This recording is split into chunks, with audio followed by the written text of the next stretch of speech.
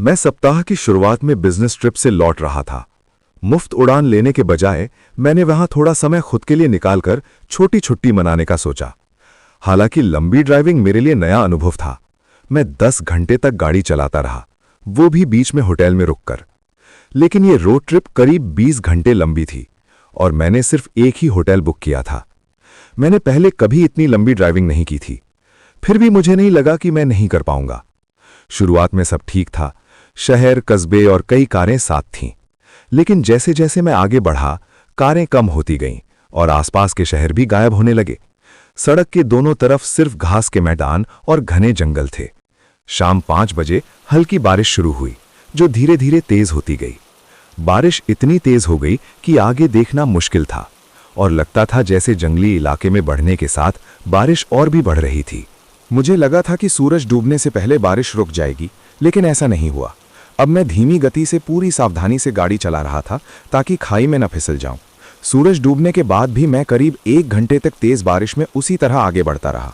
मुझे एहसास हुआ कि सड़क सीधी नहीं बल्कि बहुत घुमावदार हो रही है। ये मुझे गहरे जंगल में ले जा रही थी, जहां पेड़ बहुत करीब थे और नज़ारा धुंधला हो रहा था। थोड़ी देर बाद मैं घबराया, ये सोचकर कि हाईवे इतना अजीब कैसे हो सकता है। मैंने अपनी गाड़ी धीमी की और सड़क के किनारे रुक गया। फ़ोन निकाला, रास्ता देखने की कोशिश की, लेकिन कोई नेटवर्क नहीं था। मुझे बस ये पता था कि मुझे पूरे रास्ते उसी हाईवे से जाना था। शायद मैं सही सड़क पर था और बस पागल हो रहा था, या शायद बारिश के बीच देखने में इतना ध्यान लगा रहा था कि गलती से दूसरी सड़क पर चला गया।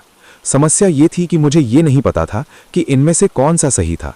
मैंने खिड़कियों से बाहर देखा, उम्मीद में कि कोई साइन बोर्ड मिले या मुझे पता चले कि मैं कहाँ हूँ। मैं सिर्फ तेज बारिश के बीच जंगल देख पा रहा था, जो मेरी हेडलाइट्स के आगे काले रंग में बदल रहे थे। फिर 1 मिनट बाद मेरे पीछे एक रोशनी चमकी। मैंने शीशे में देखा, रोशनी तेज हुई और मेरी कार की ओर बढ़ी। हेडलाइट्स इतनी तेज थीं कि कार दिखी नहीं, मैं बस चमक देख पा रहा था। रोशनी धीरे धीरे कम हुई और मेरी कार के पीछे आकर रुक गई। मेरे दिमाग का एक हिस्सा राहत महसूस कर रहा था कि कोई मदद के लिए रुका है, लेकिन दूसरा हिस्सा दूसरी संभावनाओं पर सोच रहा था। पूरा 1 मिनट बीत गया, कार वहीं खड़ी रही, हेडलाइट्स जलती रहीं और कुछ भी दिखाई नहीं दिया, जब तक अचानक एक दरवाज़ा नहीं खुला। बहुत उजाला था, इसीलिए कुछ दिखाई नहीं दे रहा था, लेकिन एक आदमी की काली रूपरेखा उभरी और खिड़की के सामने आ गई। उसने गहरे रंग की हुडी पहनी थी और बारिश से परेशान नहीं लग रहा था। उसने पूछा कि क्या मुझे मदद चाहिए। मैंने पूछा कि क्या मैं सही राजमार्ग पर हूँ।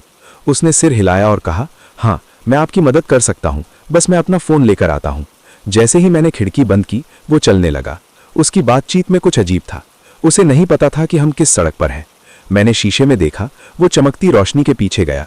फिर कुछ पलों तक कार में इधर उधर कुछ करता दिखा, फिर बाहर आया और मेरी कार की ओर बढ़ा। तभी मैंने देखा कि उसके हाथ में कुछ था। जैसे ही मैंने जल्दी से कार को ड्राइव में डाला, वो आदमी अचानक पीछे के टायर के पास झुका और उसमें कुछ डालने लगा। मैंने तेजी से एक्सेलरेटर दबाया और वो डर कर पीछे हट गया और मैं तेजी से वहां से निकल गया। मुझे डर था कि वो मेरा पीछा करेगा, इसीलिए मैं कई मिनट तक घबराया हुआ ड्राइव करता रहा।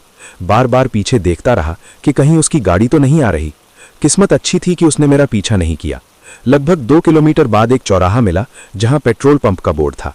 वहां पहुंचकर मैंने पुलिस को बुलाया और देखा कि मेरे टायर में एक पेचकस घुसा था, जो थोड़ा बाहर निकला हुआ था। शायद वही वजह थी कि मैं ब्रेक लगे बिना बचकर निकल पाया। अगर मैं 1 सेकंड भी देर करता तो शायद आज जिंदा ना होता।